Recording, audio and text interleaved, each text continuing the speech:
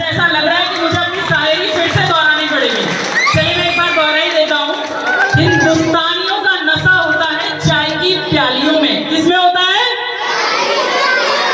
हिंदुस्तानियों का नशा होता है चाय की प्यालियों में और महफिल का मजा होता है तालियों में। एक बार जोरदार तालियां बजा दीजिए। I want to also call Sanjeev sir and Pankaj sir. Clapping कर दीजिए संजीव सर के लिए और पंकज सर के लिए।